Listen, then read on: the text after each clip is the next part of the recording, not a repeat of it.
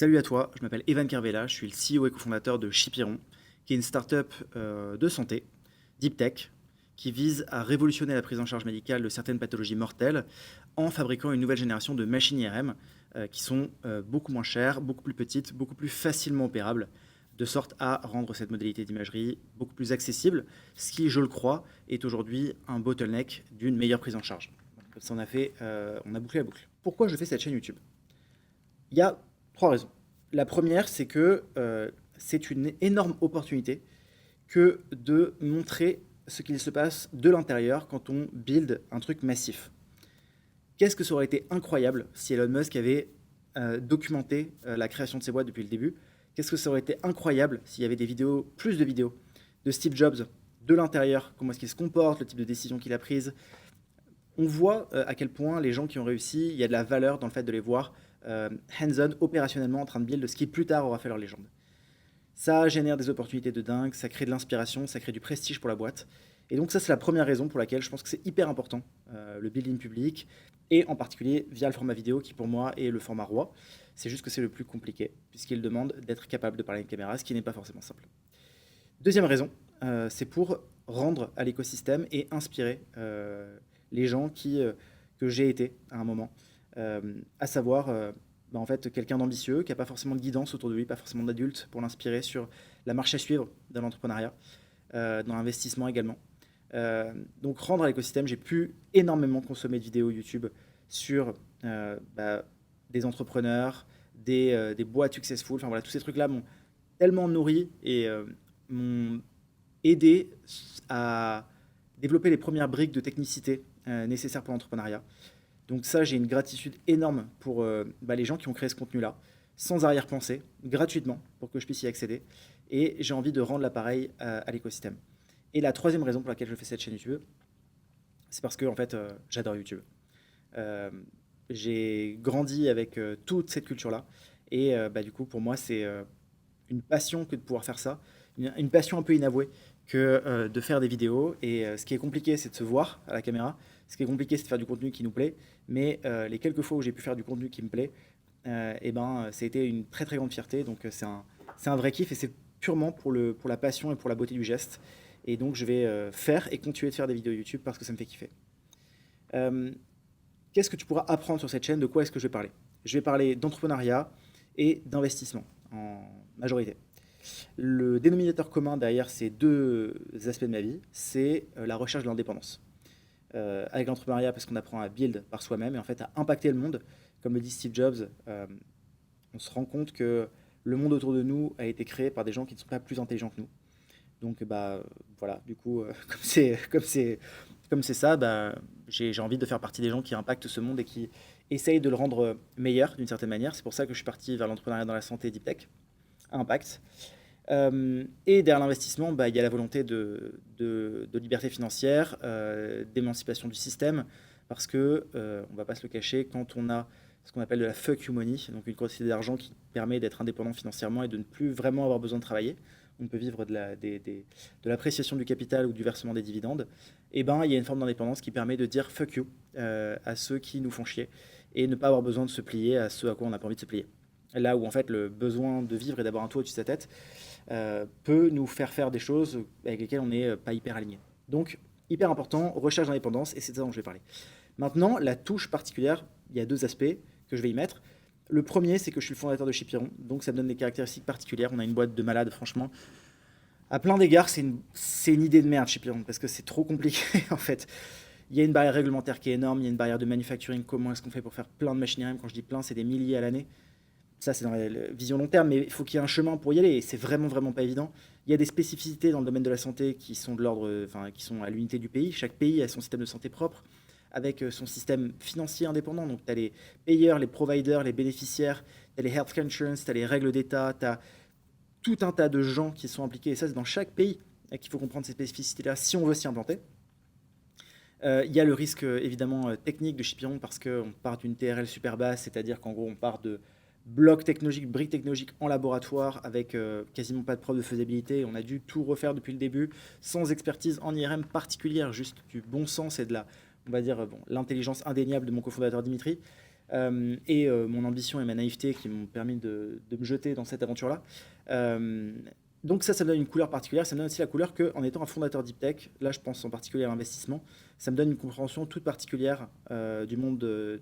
Voilà, j'ai une vision macroéconomique euh, très sophistiquée. Je ne dis pas que j'ai raison. En tout cas, elle est sophistiquée, elle est développée et elle se base sur beaucoup, beaucoup de choses.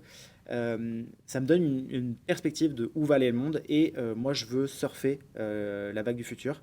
Et donc, bah, je me positionne là-dessus d'un point de vue investissement. Donc ça, c'est des choses que je peux te partager. Et la deuxième et encore plus importante spécificité que je vais apporter sur ces deux thématiques, l'investissement et l'entrepreneuriat, au-delà du fait que je suis Evan Carvela, CEO et cofondateur de Chipiron, c'est que je suis un déconneur. J'aime vraiment la déconne, j'aime vraiment les blagues, j'aime vraiment les mèmes, j'aime vraiment la culture internet. Et ça, je ne le retrouve pas dans l'écosystème investissement et entrepreneuriat, qui est très sérieux, qui est très policé. Moi, j'aime bien quand on se marre, quand on déconne. Et c'est ça que je veux venir mettre, cette malicité, je sais pas maliciosité. Je veux venir infuser mon contenu de ça. Et dans les formats que j'ai en tête, qui vont venir, eh bien, je sais comment est-ce que je vais infuser ça et je suis très excité par ces perspectives. Et voilà, je pense que dans tous les cas, tu passeras un très bon moment en regardant mes vidéos, que tu aies envie d'entreprendre et d'investir ou pas.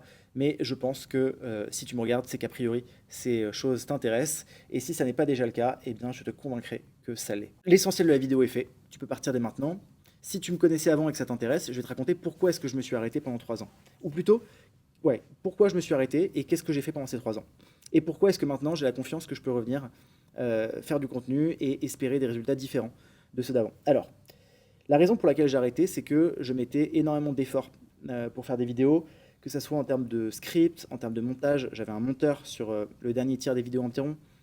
Euh, Parce qu'en fait, tu veux apparaître professionnel pour gagner en crédibilité. Alors qu'évidemment, tu sais que c'est pas un très bon montage qui va venir combler des insécurités ou un manque d'évidence de, de, de résultats. Ou, tu vois, par exemple, j'ai pas encore. Voilà, à Chipiron, on a levé 23 millions. On est plus d'une trentaine de personnes. On est à 2 ans du marché environ. Euh, 2-3 ans. On a des ambitions qui sont énormes. On a énormément de traction. Mais pour autant, j'ai pas encore recruté 100 personnes. J'ai pas encore revendu ma boîte.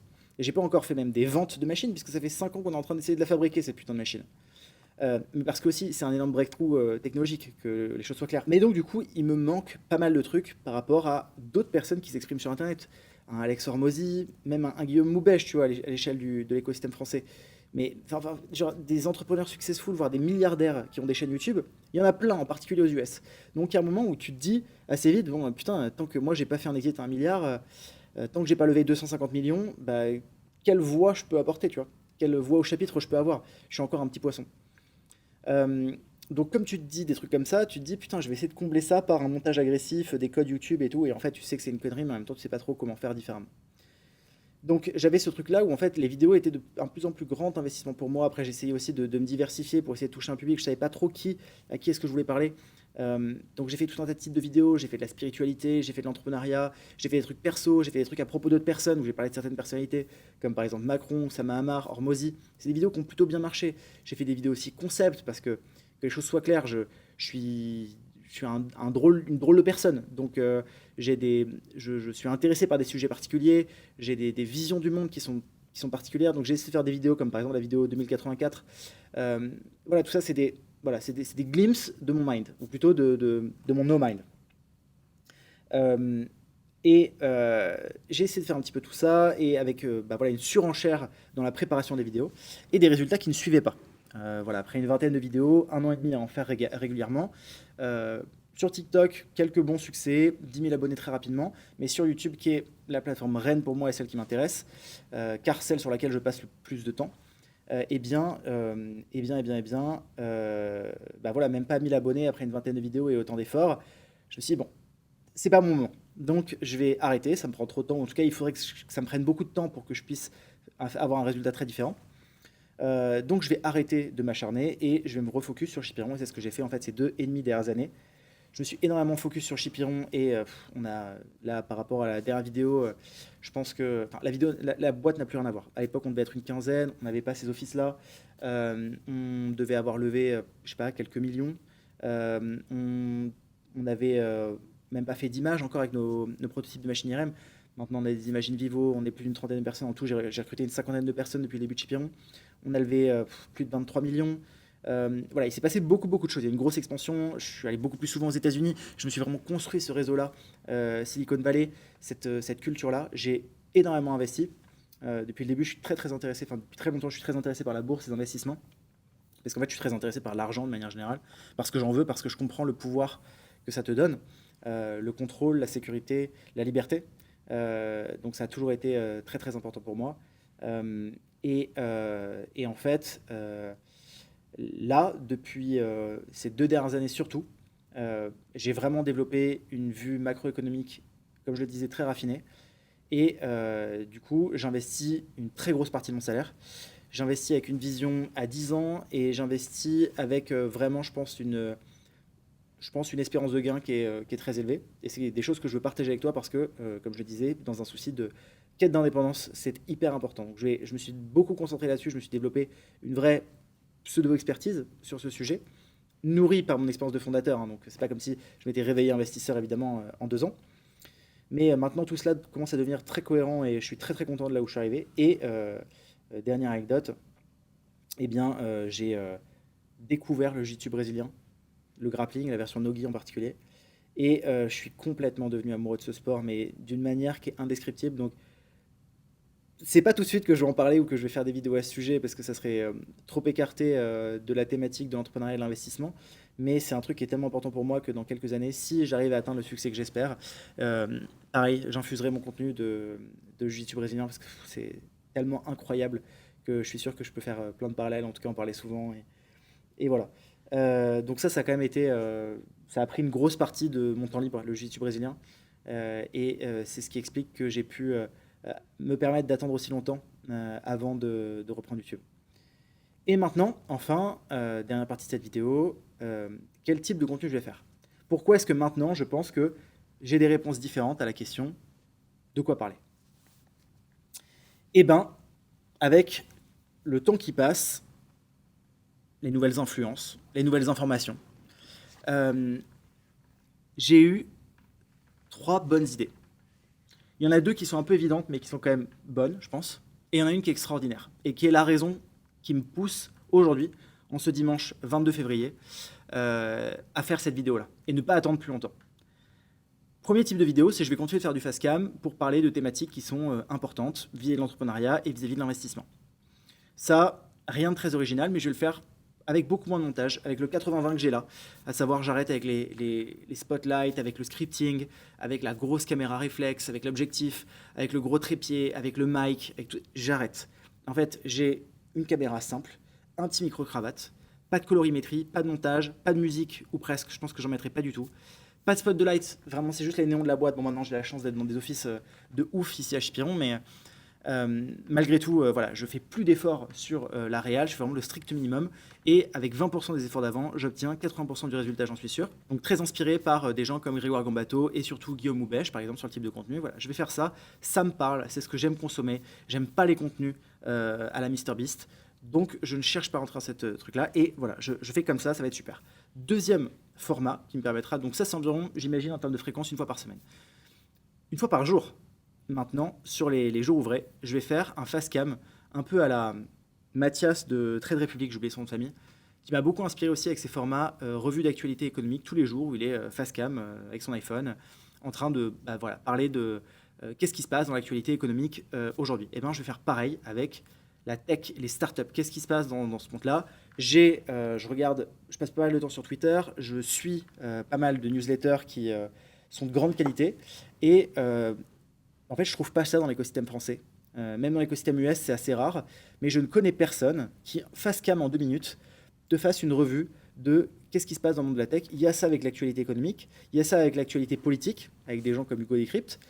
Mais l'actualité de la startup, la vraie, pas les trucs avec 2 semaines de retard sur les US, mais vraiment genre au jour le jour et avec le directement connecté à ce qui se passe dans l'épicentre, que ce soit vraiment à Paris, à SF, Juste en fait ce qui se passe pour de vrai au jour où ça se passe, au moment où les gens en parlent et pas plus tard quand tout le monde. Voilà, donc vraiment rester connecté au plus proche de ce qui se passe dans l'actualité, ce dont les gens parlent, qu'est-ce qui se dessine, tout ça.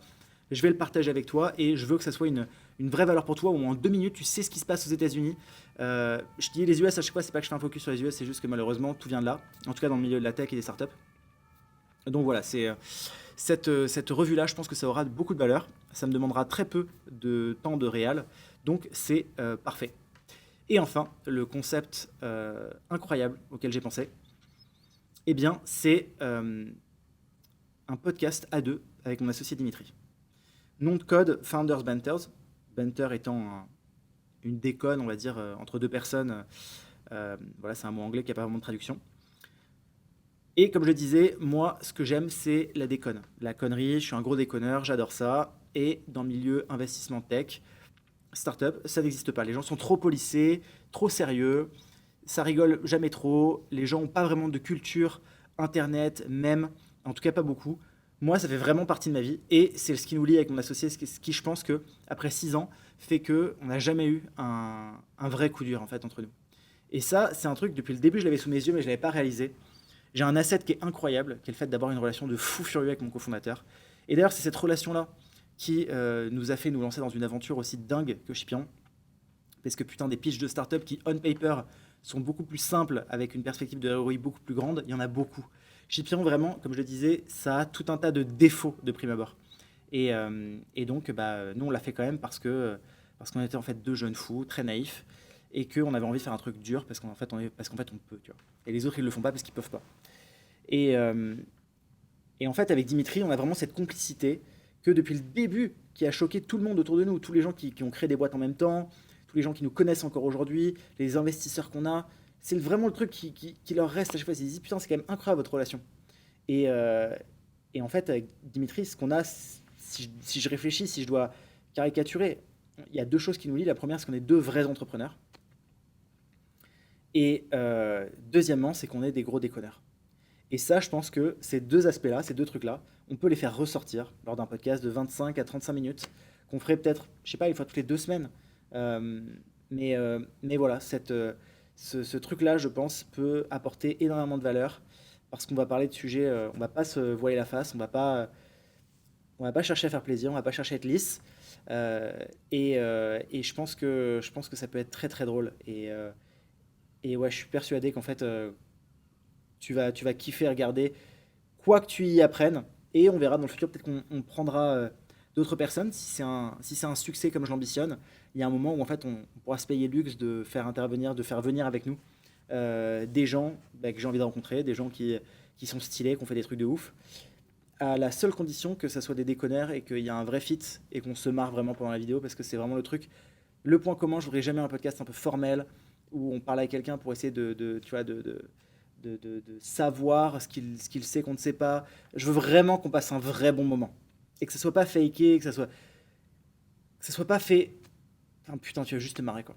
Voilà, c'est ça que je te promets. 3 types de formats. Ce dernier format est celui qui m'a fait me dire putain, je peux pas attendre, c'est incroyable, il faut que ça vienne au monde maintenant. Et donc, c'est ce qu'on va démarrer. Donc, 2026, on n'a qu'à bien se tenir. Allez, vas-y, à très vite.